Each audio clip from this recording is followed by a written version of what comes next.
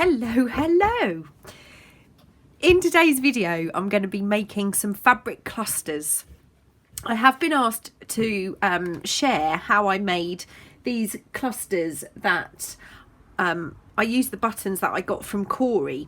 Now, this is aimed at people who haven't done it before, for kind of beginners really, because I'm just going to give a few tips and tricks on how I put my clusters together. So let's talk about what you're going to need. You will need a pair of scissors. You will need, if you're doing it the way I'm doing it, some buttons. Now, I've also got a few other buttons that I'll talk about shortly. And then you are going to need some scrap fabric, and I'll talk about fabric a little bit more when we start making our clusters. And you are going to need needle and thread. The first thing I want to talk about is the needle and cotton. So I like to do mine in a really simple one stitch method. If you wish to do it this way, I would recommend fairly strong thread like this waxed linen thread that I have. So I would go for something like this. You can use embroidery floss. I kind of avoid that because of the thickness of it. If you are using any old standard cotton, you will need to do 2 or 3 stitches to make sure it's sturdy. So that's my little tips about cotton. I really like the linen thread because it's so strong, you only have to do 1 stitch. Now, with regards to your needles, I use a sharp, thin needle, but one that I can get this linen thread through, because if you use a thicker thread, some of the buttons may have a hole too small for you to get a thicker needle through as well as your thread. You can use thicker threads, but you'll need to make sure you're using a button with a larger hole. So that's a first little pointer. Now let's talk about fabrics. The first thing I'm going to say is you don't really want to go out and buy fabrics just for this job. As you're creating your projects, you're going to end up with loads of scraps, and that is the perfect kind of way to make these clusters. Now, I have this little box which I just pull out every now and then when I'm doing this to kind of keep things in order, because it makes putting the clusters together a lot easier. So fabrics, I always have my scrap fabric boxes, but the kind of fabrics I like to include are this kind of really kind of thin sari silk. These are really cool because they don't add too much bulk. I also have this kind of huge mess of the kind of chiffon sari silks, which again I really like, and I've cut lots of chunks out of this already. I do have scraps of the kind of fancy sari silk, which you can use. The thing with these is it is a bit stiffer, and some of it, like you can see, just tears, which is why I'm not keen on this sari for certain jobs. This piece looks okay. This piece is probably okay. Any scraps of sari you've got are cool to use. This is a scrap fabrics that I've got. Now, this pack here I got from Cheryl Olive online on Etsy, which, you know, this has, I cannot tell you how many projects I've used this fabric for. But you can see pieces that I've already cut for clusters. So I'm just going to put these in my box in a kind of not necessarily colour order, but just similar colours and tones, maybe in the same box.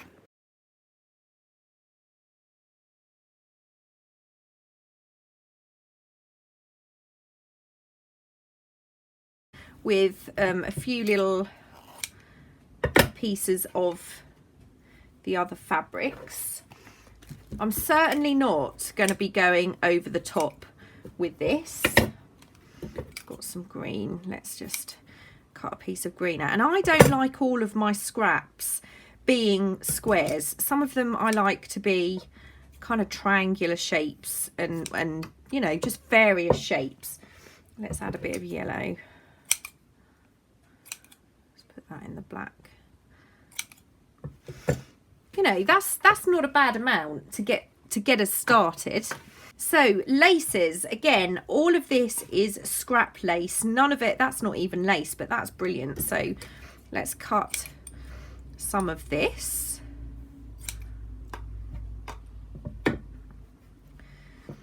Now these kind of pieces, I will consider what to do with those as I go through. That's a kind of, that's already cut. These are pieces from a doily. I'm just going to cut this into a few pieces. And again, this is kind of the end of a piece of lace, so I'm just going to cut a couple of pieces of that. This one I'm going to cut into 3 because that's just kind of how that works really, that particular lace. This is the end of a piece that I've used. I've got some blue here. I'm just going to cut a piece of that. And there we have a kind of selection of bits and pieces. So I've got my needle and cotton, I've got my buttons. Now the other buttons I have are, these ones came in Happy Mail, and I'm so sorry, I cannot remember who those came from. These fabric buttons came from Brit, I do remember that. So I've been hoarding these because she also sent me some fabric to match, but I think I probably need to use those up. And these are the end of the buttons that I got in my package from Corey, and they are absolutely fabulous. But obviously you don't really want to go out and buy things. If you get some, if you've got some, fabulous. If you haven't, just use your button stash. So let's put a few of these buttons out. I want a little pair of scissors just for your cotton. Let's use one of those. I tend to keep my needle and cottons in a little box, or obviously if you've got pincushion, that's even better, just to make sure we don't lose those. Is get started. Just this small selection could give us absolutely loads of clusters and lots of different looks. So I'm going to start this one with this scrap colour. It's not even an even size, but what I'm going to do is I'm going to grab this scrap lace, put that on top, and I'm kind of alternating the way they sit on the fabric. And let's go for something green for this one. I'm going to use that because that's quite a big piece. Then let's just add layers of pretty fabrics until we get to a stage where we think it's big enough.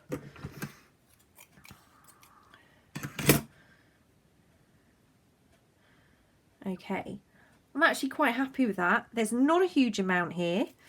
Now it could take quite a good size button. That one would work perfectly. So I'm going to take my thread and needle.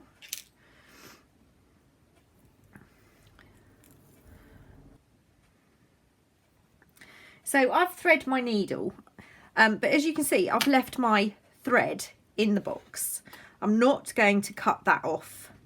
Now I'm just going to pick up the cluster in one go, hold the button. So what I do is I put my needle through the hole in my button and just look at the back to see where that's coming through.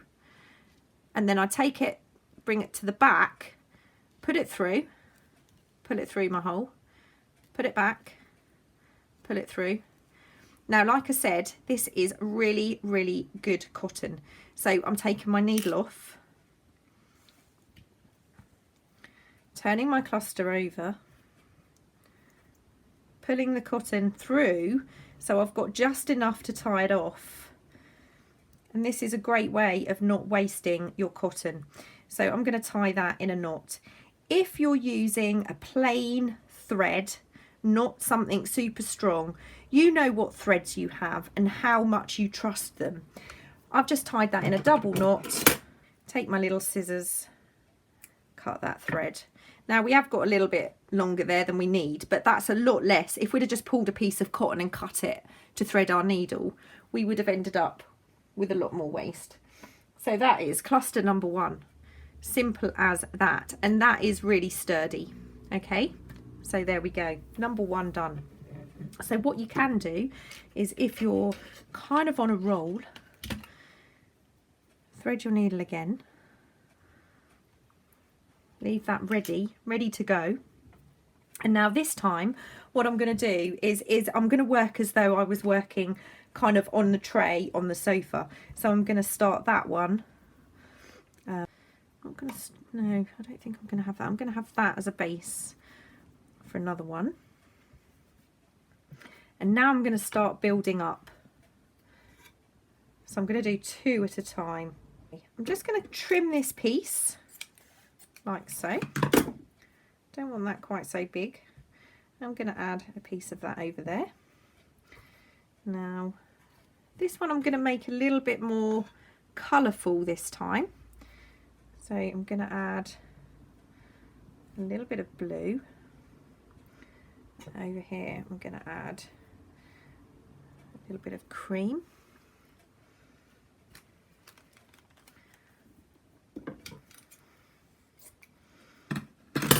Another little piece of lace here. So this one I need to build up a little bit more.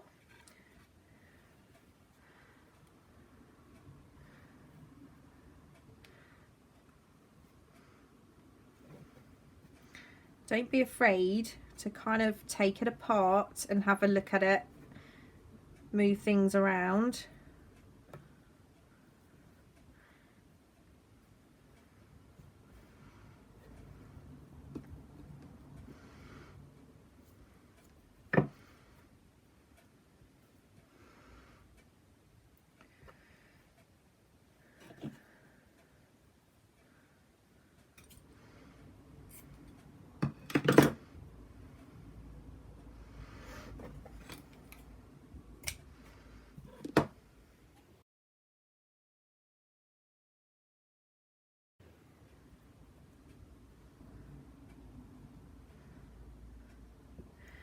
Okay, so now I'm going to grab my needle, pick up the first cluster, pop that through the hole and just see where that's going to come through.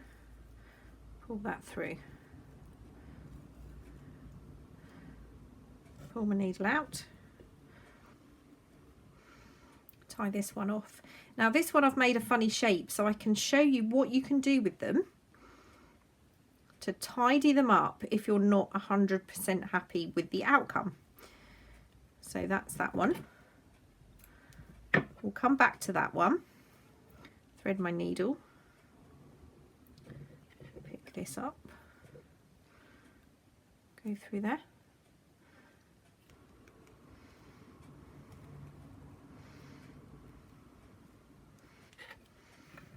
Pull that off. Once you get into a kind of rhythm with these, you can make a huge amount in a short space of time. It's just having a setup that you're kind of happy to work with. I love that one. I love it. I like the fact that things can hang out of the edge of the page. If you're not happy with that little bit, all you've got to do is get your scissors and cut it off, or you can try and bend it back on itself, either way. But I'm loving that one. So that's a second one. Now this one kind of looks a little bit out of sync. So the first thing I'm going to do is try and fray this piece of sari silk that's underneath, just so I can see whether it's worth leaving it the size it is or whether I need to trim a little bit. So I do a lot of fraying once I've put my clusters together, gives them a bit more texture too. So I quite like that now. I like that piece hanging, but I need to do a little bit of trimming around here. So I'm just going to take my scissors and just trim a couple of little areas there. This one again, you can see is a little bit long here, so I'm going to trim that. There's no rules for putting these together. None at all. Now, I'm not happy with this piece of lace actually, so I'm going to take my smaller scissors and I'm just going to round off the corners of that lace like that. And that makes a big difference, I think. So there we go. I mean, we've done 3 clusters already. Take my needle and let's start put together another one.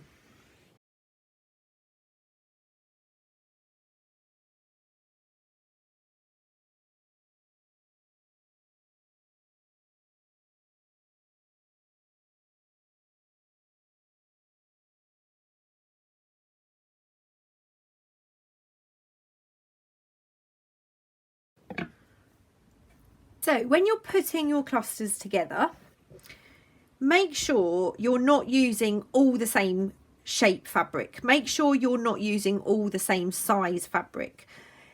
Think about what projects you might use them in to decide how thick you want to make them. These ones are all fairly thin. This one's a little bit thicker, but they're all fairly thin.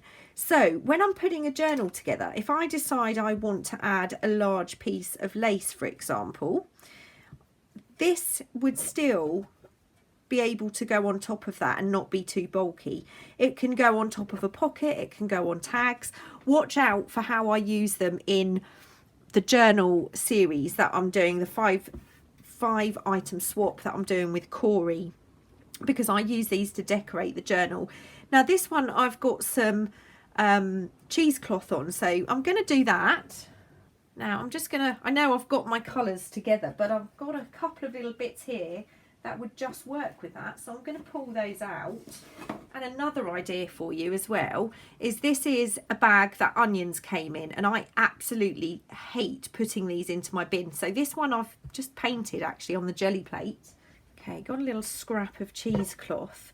So I know this is not part of the original fabric that I cut up, but I kind of want to show you can use different elements. They don't all have to be pretty fabrics. That's a piece of grungy dyed fabric. This is a piece of netting bag, onion bag. We've got this pretty piece here which we can always add to the top. This is if you want to go full on grunge, really.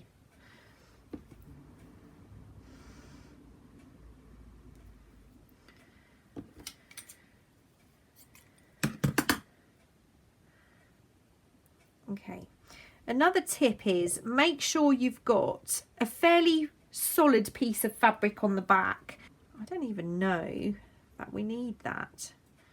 This one's going to be a little bit fatter, but I'm kind of liking that. Now we could go for that, or we could add, that's quite bright, isn't it? That's quite nice. Yet another tip is I go for, where possible, buttons with 2 holes. It's a lot quicker to put together, a lot quicker. This kind of button, they're quite deep. That's quite nice if you've sewn it in to then add a flower or something on the top of that. I think it's going to have to be that one.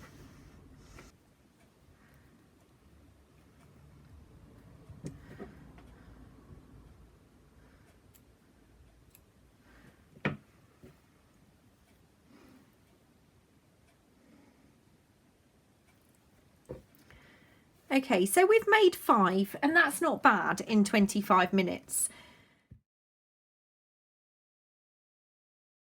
The tips that I'm going to give you in terms of how to put your clusters together is, first, start with a solid piece of fabric at the back. It's more difficult if you're using a piece of lace. put the lace on the second layer, but try and use a solid piece of fabric at the back. Second is, they do not have to be the same shape. Cut your fabrics different sizes, different shapes. Use your scraps for this project.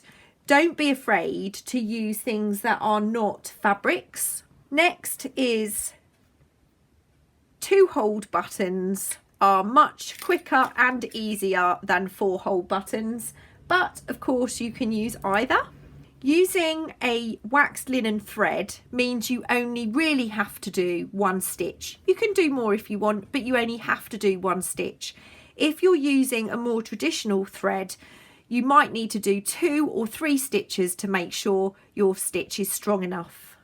Make sure your needle is big enough to hold your thread, but it's small enough to go through the holes in your button. Once you've threaded your needle, do not cut your thread. Leave your thread in a box so you can just pull it off as you need it, and you're not wasting cotton when you tie off your button. Organise your fabrics into colours if you're going to try and coordinate for a certain project. If not, don't be afraid to just mix it up. I really hope you found that useful, and before you know it, you're going to end up with a box absolutely full of clusters, and this is not even all of them that I've made over the time. It's great to have a stash so you can add to any of your projects, any journal, tags, pockets, anything, even packaging. It's really pretty to go into Happy Mail. These can all be embellished further if you want. You can add your paint splatters, you can add garment pins. Let's do that with one of these now. So for example, if you've got a garment pin, you could attach that with a bead. Once you've decided what you're doing with your cluster, just to add even more of an embellishment. Love doing that. I hope you found that useful. I hope the tips that I've given will make you go out there and make some. I'm going to make a few more, and I will put a picture at the end